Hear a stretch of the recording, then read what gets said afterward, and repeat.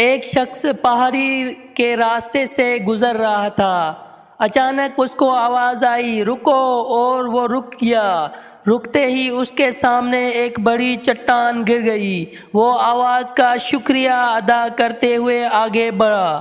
کچھ دن بعد وہ شخص پھر کہیں جا رہا تھا، تب وہی آواز آئی، رکو، وہ رک گیا۔ تب ایک کار اس کے پاس سے بہت تیزی سے گزری۔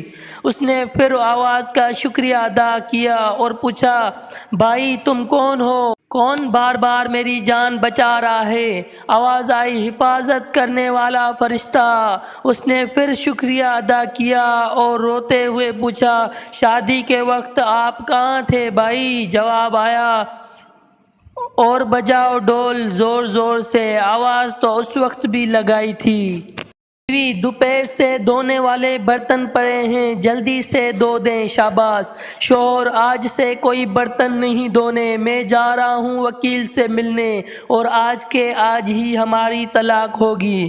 کچھ دیر بعد واپس آ کر شوہر برتن دھونے لگا تو بیوی نے پوچھا، آپ تو وکیل سے طلاق کے کاغذات لینے گئے تھے، پھر واپسی کیسے آ گئے؟ شوہر، میں گیا تھا لیکن وکیل کپڑے دھو رہا تھا، پھر میں نے سوچا جب وکیل ہو کر بھی کپڑے دھو سکتا ہے تو میں برتن کیوں نہیں دھو سکتا؟ خاوند مالی مشکلات کا شکار ہو گیا۔ گھر میں پریشان بیٹھا تھا کہ گھر والی نے پیچھے سے آ کر کندھے پر ہاتھ رکھا، اپنی انگلی سے ہیرے کی انگوٹھی اتار کر دیتے ہوئے کہا، یہ لیجئے، اس کو بیچ کر اپنی ضرورت پوری کر لیجئے۔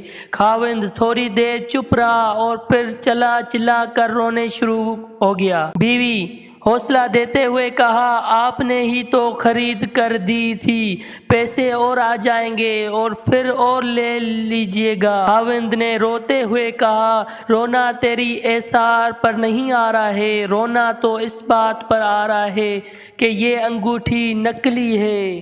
رات کو دیر سے گھر آیا، بیوی کی ڈانٹ سے بچنے کے لیے بغیر لائٹ آن کیے دبے پاؤں کمرے میں آیا اور بچے کے پنگورے کے پاس جا کر پنگورا ہلانا شروع کر دیا۔ اتنے میں بیوی کی آنکھ کھل گئی۔ میاں بولا، کمال ہے، منا جاگ گیا تھا، 2 گھنٹے سے اس کا پنگورا ہلا رہا ہوں، کتنی گہری نیند میں سوئی ہو تم؟ اب جا کے سویا ہے۔